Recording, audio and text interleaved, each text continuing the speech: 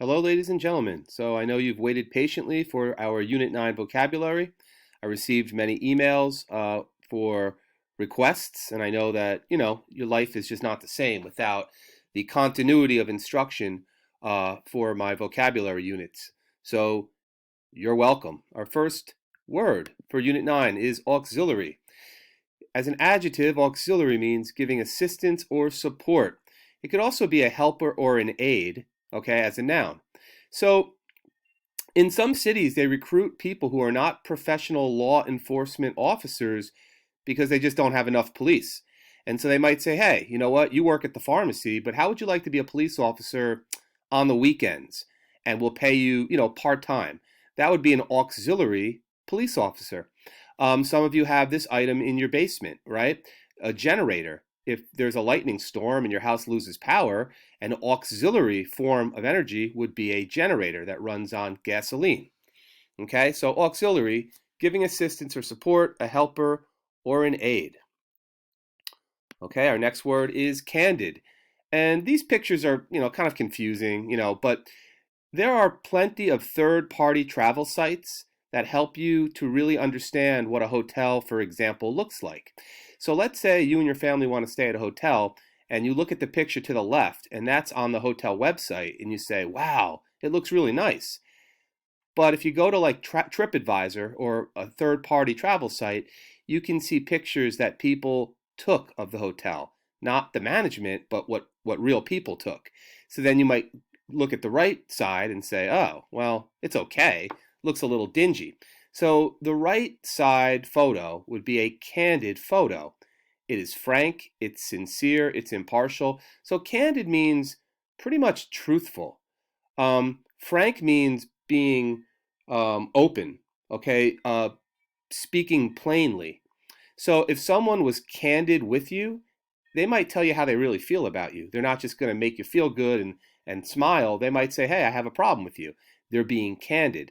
So that's what frank means. Frank means plain speaking, sincere, impartial, honest. Just like the photo to the right would be more honest than maybe the photo to the left once you showed up at the hotel.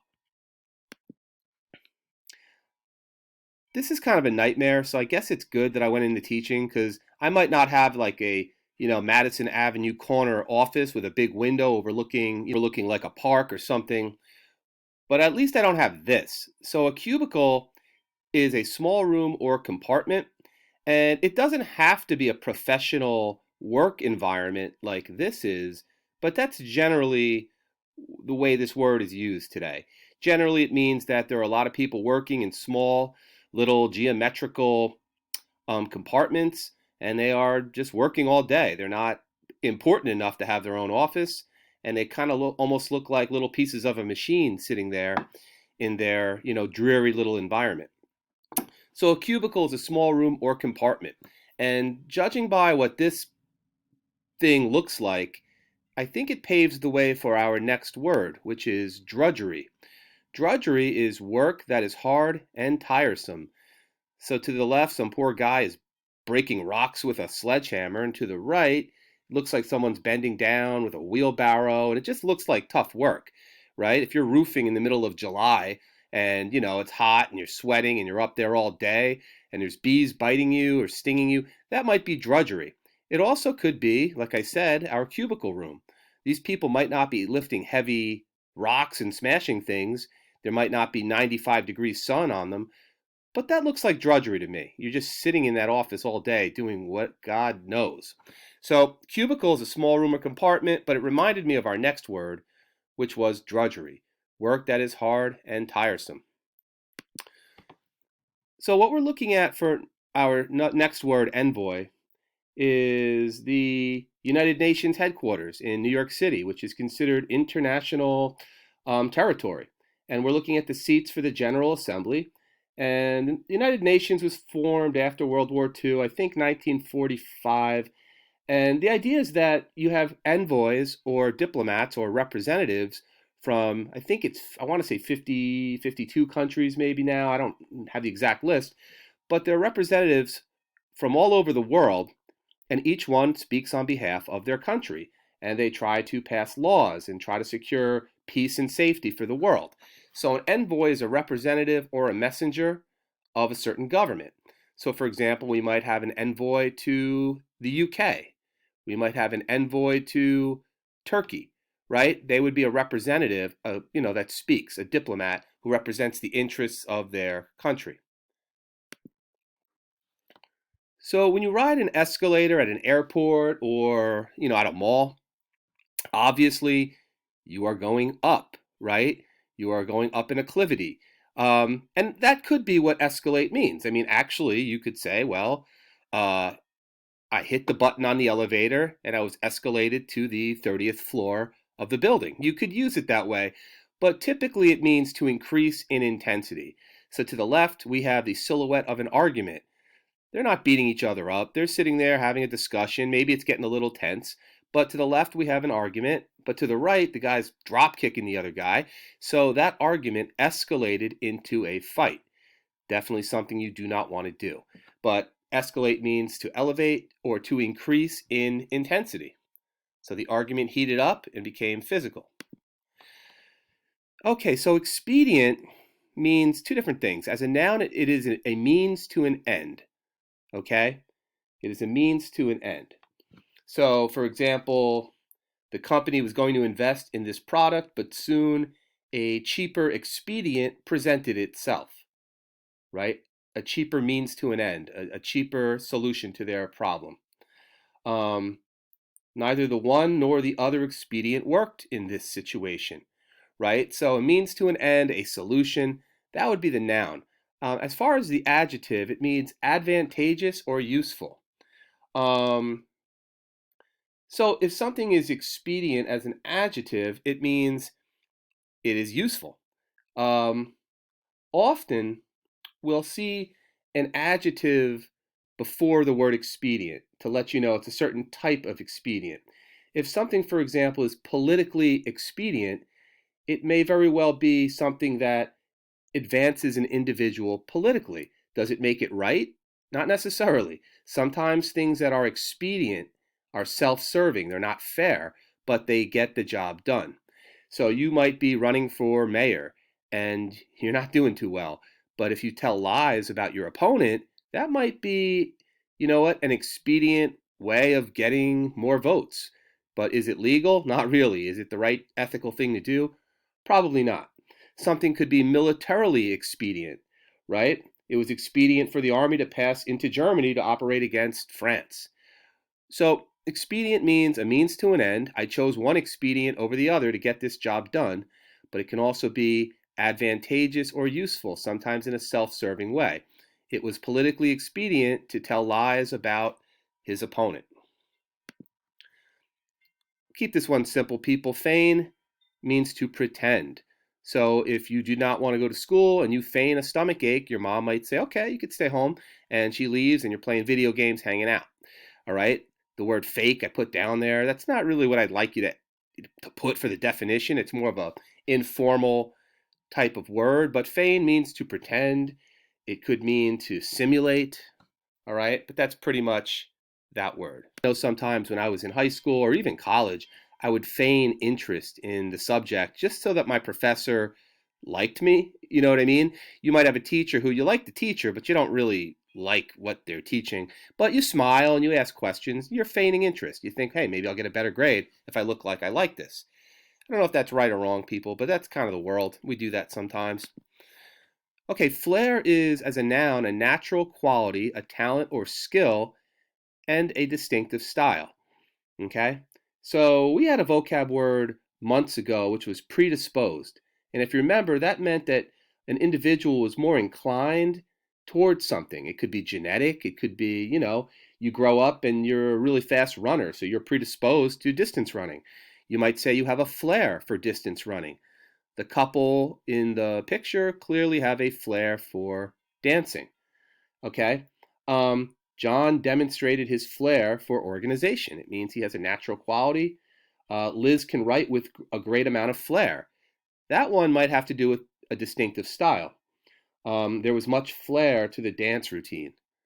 Okay, so a natural quality, talent, a skill, or a distinctive style. Okay, grievous Not very complicated. It's basically an adjective that's attached to something that is tragic or seriously um, sad, something painful, right? So we have a picture of the flag at half-mast, which usually denotes some type of national tragedy, and we have the less serious but effective um, little face with the tears coming out of it. So if something is grievous, it is causing sorrow or pain, serious, and obviously the word grief is practically in the word, and you know to grieve something is to mourn it. So that pretty much makes sense. Okay, the word hetero means different or other.